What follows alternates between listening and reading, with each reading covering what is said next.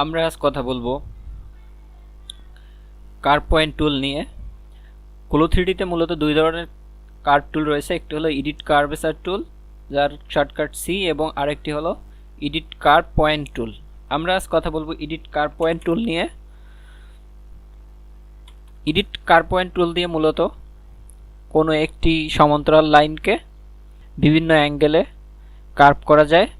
Edit curve টুলটি দেখার জন্য আমরা একটা শেপ নিয়ে নেই। আমরা একটা শেপ নিলাম, আমরা নিলাম আমাদের এডিট কার্ভ টুলটি। আমরা কিছু কার্ভ পয়েন্ট তৈরি করব, এখানে একটি, এখানে একটি, এখানে একটি, এখানে একটি।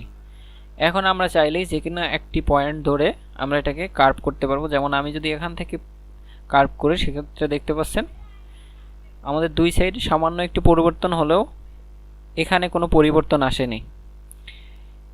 মূলত এই এডিট কার্ভ পয়েন্ট টুলের সুবিধা এটা, যখন আপনার অনেকগুলো কার্ভ নিয়ে কাজ করতে হবে, সাপোজ একটি লোগো ট্রেস করার ক্ষেত্রে, এই এডিট কার্ভ পয়েন্ট টুলের মেইন সুবিধা হচ্ছে মাল্টি কার্ভ করার জন্য মেইনলি এই টুলটি ইউজ করা হয়। আমার যখন একটি শেপের একটি লাইনকে, একটি সমান্তরাল লাইন অনেকগুলো কার্ভ করতে হবে, তখন শুধুমাত্র এই টুলসটি ব্যবহার করা যায়।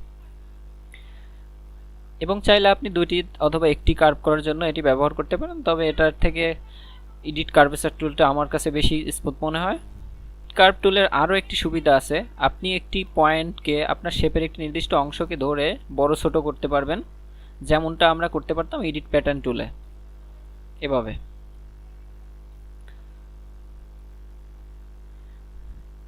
যখন কার্ভকে আপনি ধরে টানবেন তখন কার্ভ আকারে এটা মুভ হবে, এবং যদি কর্নারকে ধরে এভাবে টানেন তাহলে এটা কর্নার আকারে মুভ হবে।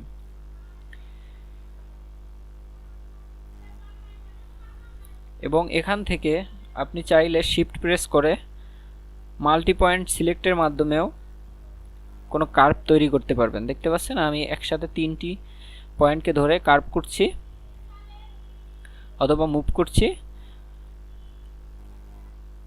এভাবে। তো এই হলো আমাদের এডিট কার্ভ পয়েন্ট টুলের কাজ।